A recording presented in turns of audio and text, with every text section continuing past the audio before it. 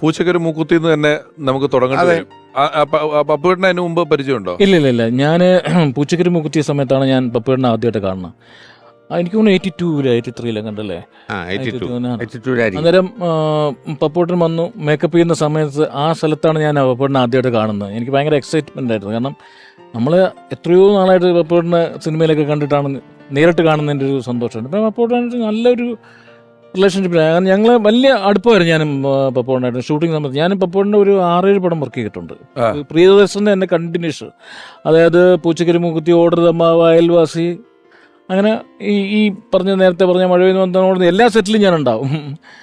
പ്രിയൻ്റെ എല്ലാ സെറ്റിലും ഞാനുണ്ടാവും. അപ്പം പപ്പുവേട്ടനും അതുപോലെ വളരെ നല്ല ഒരു അടുപ്പമുണ്ടായിരുന്നു. പപ്പുവേട്ടൻ പിന്നെ ഒരു കാര്യമുണ്ട്, നമ്മളടുത്തൊക്കെ പപ്പടം പിണങ്ങിയിട്ടില്ല. എൻ്റെ അറിവിൽ ആരോടും ഭയങ്കര സൗഹൃദമാണ് പപ്പടം. എപ്പോഴും എന്തെങ്കിലും പ്രശ്നം ഉണ്ടെങ്കിൽ കൂടെ തന്നെ പപ്പടം നമ്മളെ ഷൗട്ട് ചെയ്ത് സംസാരിക്കുക ഇവിടെ ഇല്ല. വളരെ സൗഹൃദമായിട്ട് സംസാരിക്കുന്ന ഒരു വ്യക്തിയാണ് പപ്പടം. വളരെ അതിനൊരു സംഭവം പറഞ്ഞാൽ ഒരു വർഷം ഒരു ഷൂട്ടിങ്, എനിക്ക് തോന്നുന്നു അയൽവാസിയാണെന്ന് തോന്നുന്നു. അതിൻ്റെ ഷൂട്ടിങ് നടക്കുന്ന സമയത്ത് ഒരു ദിവസം എന്നെ വിളിച്ചിട്ട് പറഞ്ഞു, രാവിലെ ഷൂട്ടിങ് വെച്ചിട്ടുണ്ട്.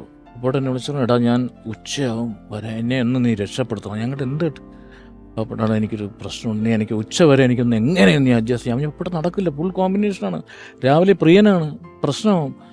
അല്ല നീ എനിക്ക് ചെയ്ത് എന്താണെന്ന് അറിയാമോ, പുള്ളി ആറ്റിങ്ങിലൊരു ഉദ്ഘാടനം ഏറ്റിട്ടുണ്ട്, അതിന് പോകണം. ഞാൻ പോയേ പറ്റൂ, എന്നെ എങ്ങനെയെങ്കിലും രക്ഷപ്പെടും. ഞാൻ എന്തും പറഞ്ഞ് ഞാൻ രക്ഷപ്പെടുന്നു പപ്പടം, ഞാൻ എന്ത് ചെയ്യും പപ്പടം പറഞ്ഞ് ഞാൻ എനിക്കറിഞ്ഞൂടെ നീ എന്ത് ചെയ്യുന്നു. ഞാൻ അവസാനം തെറ്റിപ്പോയി പ്രിയൻ്റെ അസിസ്റ്റൻസിനെ വിളിച്ചിട്ട് ഞാൻ പറഞ്ഞു എന്തെങ്കിലും ചെയ്ത് എങ്ങനെ അറിയില്ല ആരും എന്നൊക്കെ പറഞ്ഞിട്ട് അവിടെ എന്തൊക്കെയോ ഗുലുമാല കാണിച്ച് 12 മണിക്ക് പുള്ളി എത്തി. പുള്ളിക്ക് ആകപ്പാടെ സങ്കടവും ദേഷ്യം വരുന്ന ഒരു സമയം എപ്പോഴൊന്നും ഞാൻ കണ്ടിട്ടില്ലെന്ന് വെച്ച് കഴിഞ്ഞാൽ ചീട്ട് കളിക്കും, പൈസ വെച്ച് ചീട്ട് കളിക്കും. ചീട്ട് കളി തോറ്റാ സങ്കടം വരും. എന്നിട്ട് ഇത് കള്ളക്കളിയാണെന്നാണ് വഴക്കുണ്ടാക്കിയിട്ട് ചീട്ടെടുത്ത് എറിഞ്ഞിട്ട് പോകും പൈസ തരാൻ. അങ്ങനെയൊക്കെ ചില കുരുട്ട് അതെ. പുള്ളി എത്തിയിട്ട് പുള്ളി ഒറ്റ അടി അടിച്ചു. മനുഷ്യൻ രാവിലെ റെഡിയാവണ്ടേ, റൂമിൽ വെള്ളമില്ലായിരുന്നു, 12 മണി വെള്ളം വന്നപ്പോ. അപ്പം ഞാൻ മിണ്ടുന്നില്ല, പ്രിയനെ മിണ്ടിയില്ല, ആരും ഒന്നും മിണ്ടിയില്ല.